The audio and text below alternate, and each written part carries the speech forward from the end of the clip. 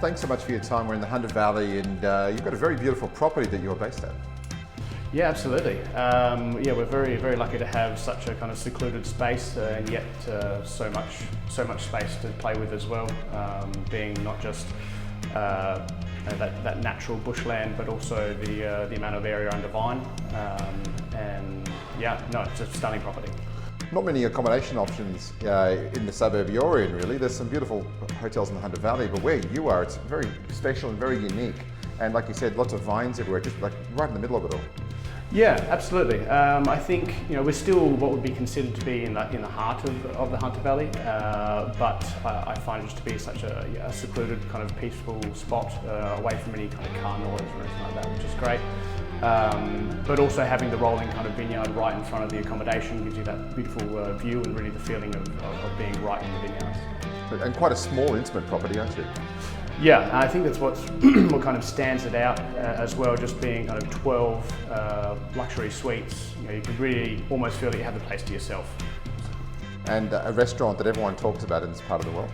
Yeah, it's had a name in the valley for quite some time, and we've just recently gone through more of a reinvigoration and a change somewhat in concept. It's been really well accepted by the public and by our guests, and we're really excited about it.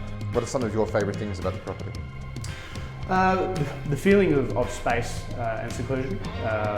The kitchen garden is a really special place, and just having that aspect of vineyard and really being able to find your own space throughout the property and make it your own.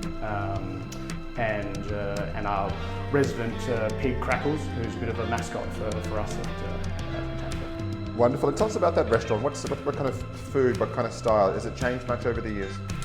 I mean, it has changed over the years. In its newest conception, we've gone with a kind of French bistro meets river cottage style of cuisine, which has been great from the get-go. New chef at the helm, Chris, has really taken it by the horns and run with it, and the front of house team really enjoying serving the cuisine, and the guests are loving the experience.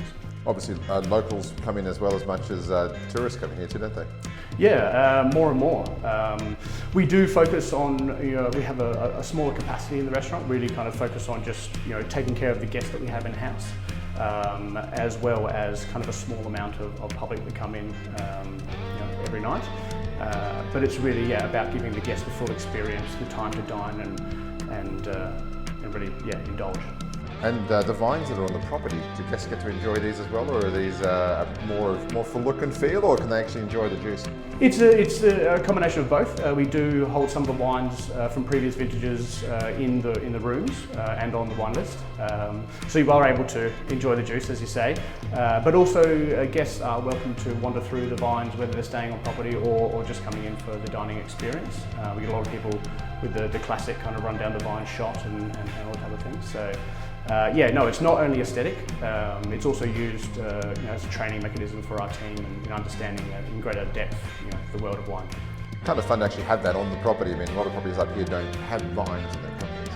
Yeah, I mean, you're surrounded by vineyards, but when it's literally meters in front of the restaurant, it gives you that full experience of being in the vines. It's like a paddock to plate, but meters away.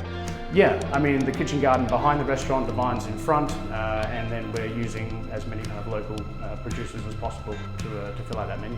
How important is it to be so sustainable on a food and beverage front like that? From a Spicers point of view, sustainability is of a massive focus. So we're forever trying to improve not only our processes, but who we're working with, what packaging they're using, on many different levels. So not just the way that we use products, but where they come from. We source as sustainably as possible. Awesome. Well, thank you so much for having us. My pleasure.